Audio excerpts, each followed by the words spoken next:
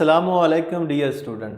आज मैं आपके सामने क्लास 9th की केमिस्ट्री के चैप्टर नंबर 7 का एक बहुत ही इंपॉर्टेंट टॉपिक स्टार्ट करने जा रहा हूँ। वो है ऑक्सीडाइजिंग और रिड्यूसिंग एजेंट से क्या मुराद है। ऑक्सीडेशन रिडक्शन रिएक्शन की वजाहत करें। What are oxidising and reducing agents, explain oxidation reduction reactions with examples. तो सबसे पहले मैं डिफाइन करूंगा कि ऑक्सीडाइजिंग और रिड्यूसिंग एजेंट में क्या फ़र्क है। तो रिड्यूसिंग एजेंट ऐसी शय है जो खुद को ऑक्सीडाइज करे और दूसरों को रिड्यूस करे, रिड्यूसिंग एजेंट कहलाती है। और ऑक्सीडाइजिंग एजेंट ऐसी शय जो खुद को रिड्यूस करे और दूसरों को ऑक्सीडाइज करे, ऑक्सीडाइजिंग एजेंट कहलाती है। तो आप इसको यूं लिखेंगे कि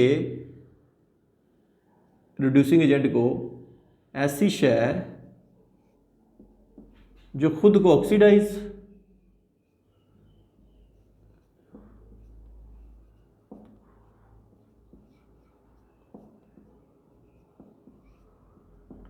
और दूसरों को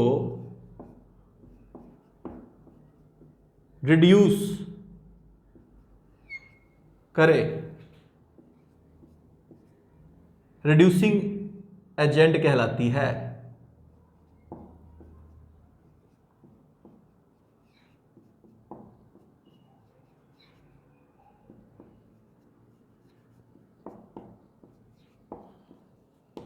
अब इसकी एग्जांपल कौन सी होगी? तमाम जो मेटल्स हैं रिड्यूसिंग एजेंट्स है, क्योंकि ये इलेक्ट्रॉन खारिज करने का रुझान रखती हैं, यानी कि इलेक्ट्रॉन देने का रुझान रखती हैं। तो इसकी एग्जांपल में मैं लिखूंगा तमाम मेटल्स रिड्यूसिंग एजेंट हैं।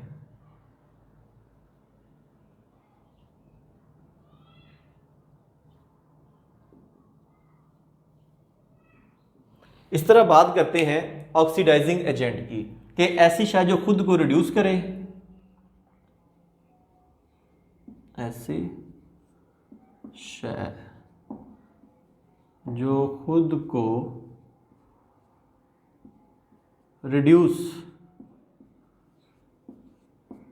करे और दूसरों को ऑक्सीडाइज करे।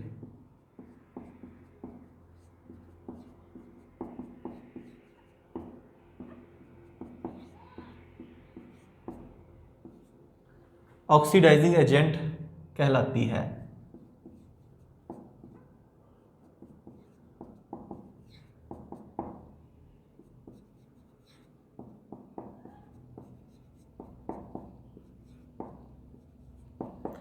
अब इसकी एग्जांपल क्या होगी? नॉन मेटल्स ऑक्सीडाइजिंग एजेंट्स हैं, क्योंकि ये इलेक्ट्रॉन हासिल करने का, गेन करने का रुझान रखती हैं। तो मैं यहां पे लिखूंगा कि इसकी एग्जांपल में नॉन मेटल्स ऑक्सीडाइजिंग एजेंट्स हैं। तो ये तो थी इन दोनों की डेफिनेशन। अब मैं बात करूंगा कुछ एग्जांपल्स की। जिंक मेटल के हाइड्रोक्लोरिक एसिड के साथ रिएक्शन की वजाहत करता हूं। तो आपके सामने एक रिएक्शन लिखूंगा कि जिंक जब HCl के साथ रिएक्ट करती है तो उसके नतीजे में जिंक क्लोराइड ZnCl2 और हाइड्रोजन गैस खारिज होती है। ये सिंपल मैंने आपके सामने एक रिएक्शन लिखा है। आप इसको बैलेंस कर लें। जिंक का एक एटम है, हाइड्रोजन के 2 एटम है, यहाँ हाइड्रोजन के 1 एटम है, यहाँ पे हाइड्रोजन के 2 है। तो मैं इस साइड पे भी 2 करने के लिए क्या करूँगा? शुरू में यहाँ पे 2 लगाऊंगा। अब क्लोरीन के 2 हो गए हैं, क्लोरीन के पहले ही 2 है। अब ये बैलेंस मुसावात है। इस रिएक्शन में मौजूद तमाम आइंस और एटम के ऑक्सीडेशन नंबर अब हम लिखते हैं। अगर हम गौर से देखें तो जिंक, इस मुसावात को लिखता हूँ मैं पूरा, फिर उसके बाद क्या करूँगा? इनके ऊपर ऑक्सीडेशन नंबर जो होंगे ना हर एक एटम या आयन के, वो इसके ऊपर मैं लिखूंगा। तो ये HCl है और ये ZnCl2 है और ये है H2। इनके ऊपर इनके ऑक्सीडेशन नंबर लिखते हैं। अब यहाँ पे अगर आप गौर से देखें तो जिंक का ये न्यूट्रल फॉर्म में है, तो न्यूट्रल फॉर्म में ऑक्सीडेशन नंबर जो होता है वो 0 होता है। यहाँ पे हाइड्रोजन का ऑक्सीडेशन नंबर +1 है, क्लोराइड का -1 है। यहाँ पे अगर हम देखें, जैसा कंपाउंड में आपको पता है, जब हम बनाते हैं तो पॉजिटिव रेडिकल की वैलेंसी को नेगेटिव के नीचे और नेगेटिव की पॉजिटिव के नीचे लिखते हैं। तो यहाँ पे जिंक की ये जो वैलेंसी या ऑक्सीडेशन नंबर होगा ना, ये वाला, वो होगा +2 और क्लोराइड का -1। अब ये आपको पता है कि कंपाउंड के अंदर जो केटाइन और एनाइन होता है, दोनों रेडिकल होते हैं, वो बैलेंस होते हैं। यहाँ अगर +2 है केटाइन के ऊपर, पॉजिटिव आइन के ऊपर, तो ये नेगेटिव आइन के ऊपर यानी एनाइन के ऊपर भी -2 होना चाहिए। अब ये देखिए -1 तो एक क्लोरीन के एटम की वैलेंसी है और ये 2 एटम है, 2 से मल्टीप्लाई करें तो -2 होगा। इस तरह ये बैलेंस होता है। यहाँ हाइड्रोजन देखें तो इसकी ये मॉलिक्यूलर फॉर्म में है, तो ये भी क्या होगा, न्यूट्रल होगा, इसकी ऑक्सीडेशन स्टेट 0 होगी।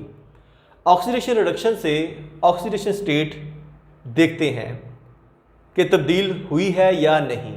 अब मैं एक और दोबारा लिखता हूं और आपको बताऊंगा कि रिएक्टेंट से प्रोडक्ट की तरफ जब हम देखते हैं तो क्या तब्दीली आई है। ऑक्सीडेशन स्टेट रिएक्टेंट से प्रोडक्ट बनने के दौरान तब्दील हुई है या नहीं। तो यहाँ मैं दोबारा ये रिएक्शन लिखूंगा कि ये मेरे पास है जिंक +2HCl, जिसके नतीजे में जिंक क्लोराइड और उसके साथ H2। अब अगर हम गौर से देखें तो यहाँ पे जिंक की वैलेंसी या ऑक्सीडेशन नंबर जो है वो 0 है और यहाँ पे अभी हमने बात की है वो कितना है, +2 है, +2। तो इसका मतलब है जिंक की वैलेंसी जो है या ऑक्सीडेशन जो नंबर जो है वो चेंज हो गया। ये देखें 0 से +2 होगी, तो इसका मतलब है यहाँ पे लूज ऑफ इलेक्ट्रॉन का इखराज हुआ है। तो जहाँ पे इलेक्ट्रॉन का इखराज होता है उसे हम क्या बोलते हैं, ये है इलेक्ट्रॉन का इखराज। इस अमल को हम कहते हैं ऑक्सीडेशन। तो इसका मतलब जिंक की ऑक्सीडेशन हुई है और जिंक यहाँ पे बतौर एक्ट क्या कर रही है, एज अ रिड्यूसिंग एजेंट।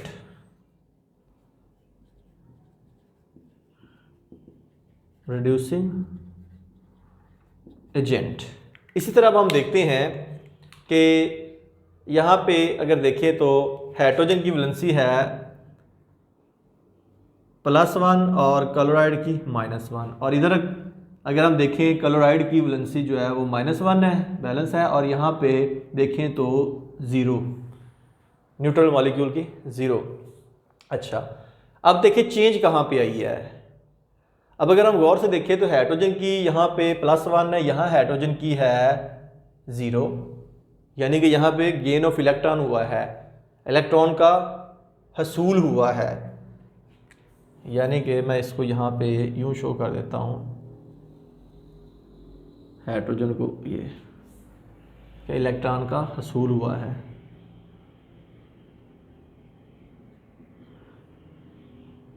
तो हाइड्रोजन की हसूल को, इलेक्ट्रॉन के हसूल को क्या हम कहेंगे, रिडक्शन। इसको मैं यहाँ पे लिख देता हूँ रिडक्शन। अगर इसने इलेक्ट्रॉन लिया है तो ये +1 से 0 पे इसकी ऑक्सीडेशन स्टेट चली गई है, और यहाँ पे हाइड्रोजन एक्ट क्या कर रही है, बतौर ऑक्सीडाइजिंग एजेंट। ऑक्सीडाइजिंग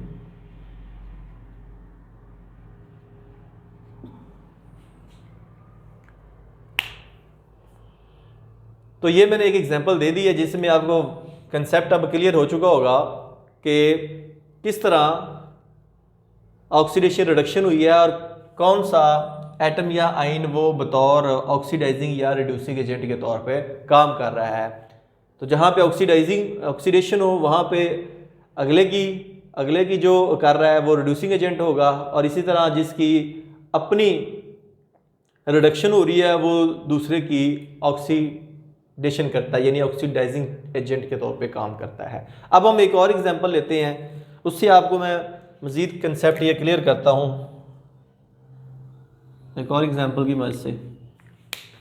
ये तो जिंक और HCl के दरमियान है। अब एग्जांपल देता हूँ आपको मैं हाइड्रोजन और ऑक्सीजन के मिलने से पानी के बनने के अमल की, कि उसमें किस तरह रिडॉक्स रिएक्शन होता है।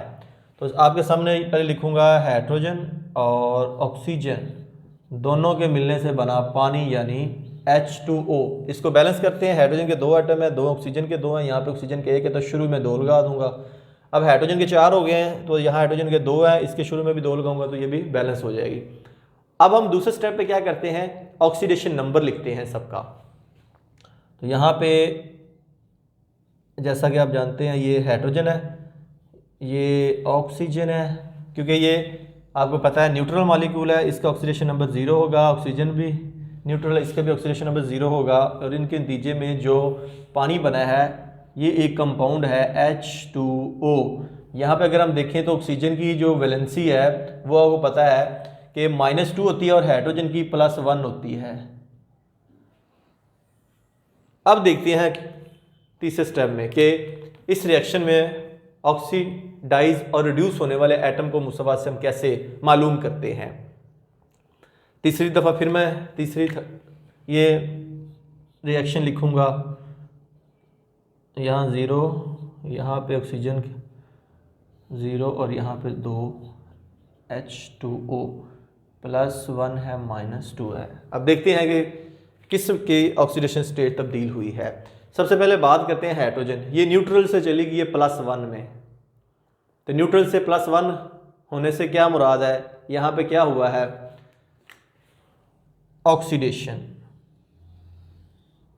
लॉस ऑफ इलेक्ट्रॉन, इलेक्ट्रॉन का इखराज ऑक्सीडेशन कहलाता है। इलेक्ट्रॉन का इखराज हुआ है जिसे हम ऑक्सीडेशन कहते हैं। तो इसका मतलब है हाइड्रोजन की ऑक्सीडेशन हुई है और हाइड्रोजन बतौर एक्ट कर रही है यहाँ पे रिड्यूसिंग एजेंट के तौर पर, act as a reducing agent.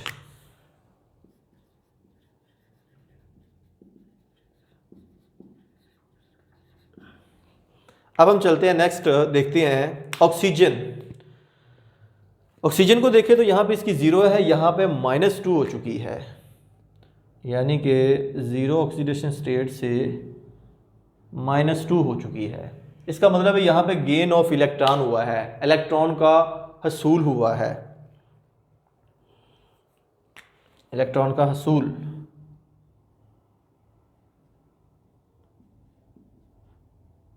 तो इलेक्ट्रॉन के हसूल को हम कहते हैं रिडक्शन। और यहाँ पे ऑक्सीजन काम करेगी बतौर ऑक्सीडाइजिंग एजेंट के, ऑक्सीडाइजिंग एजेंट।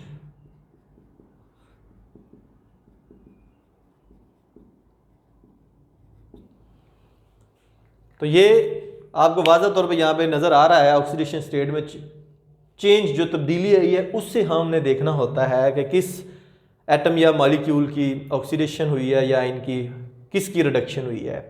अगर मैंने यहाँ पे लिखा है कि यहाँ पे ऑक्सीडेशन हाइड्रोजन की हुई है तो इसका मतलब है 0 से +1 इसका चार्ज हुआ है, इलेक्ट्रॉन का खराज हुआ है जिसे ऑक्सीडेशन कहते हैं। और क्योंकि इसकी अपनी ऑक्सीडेशन हुई है हाइड्रोजन से, हाइड्रोजन का आयन बनने की, और ख़ुद ये बतौर एक्ट करता है रिड्यूसिंग एजेंट के। इस तरह ऑक्सीजन ने क्या किया है, 0 से -2 ऑक्सीडेशन स्टेट हासिल की है। इसका मतलब इसने इलेक्ट्रॉन का हसूल किया, हासिल किए हैं, लिए हैं। तो इसकी इलेक्ट्रॉन का हसूल क्या कहलाता है, रिडक्शन, और ये दूसरों के लिए एक्ट कर रही है एज आ ऑक्सीडाइजिंग एजेंट के तौर पर। तो ये 2 एग्जांपल आपके सामने मैंने पेश किए हैं ताकि ऑक्सीडाइजिंग और रिड्यूसिंग एजेंट की तारीफ़ और इसके कंसेप्ट की मुकम्मल तौर पर आपको अंडरस्टैंडिंग हो जाए। तो उम्मीद करूँगा कि आपको ये मुकम्मल तौर पर समझ आ चुकी होगी। अगर फिर भी आपके जहन में कोई सवाल हो तो इस वीडियो के नीचे कमेंट बॉक्स में अपना क्वेश्चन पुट कीजिएगा। अगर वीडियो पसंद है इसे लाइक करके दोस्तों के साथ शेयर कीजिएगा ताकि डेली बेस पे जो मैं वीडियोस बनाता हूँ वो भी और सबका तमाम जो वीडियोस मैं डेली बेस पे बना रहा हूँ उन तमाम वीडियोस की नोटिफिकेशन आपको मिल जाए। तो नोटिफिकेशन हासिल करने के लिए इस चैनल को सब्सक्राइब कीजिएगा, साथ बेल आइकन का बटन है उसे दबाइएगा। तो नेक्स्ट वीडियो तक आपसे इजाज़त चाहूँगा। अपना बहुत ज़्यादा ख्याल रखिएगा। अल्लाह हाफिज़।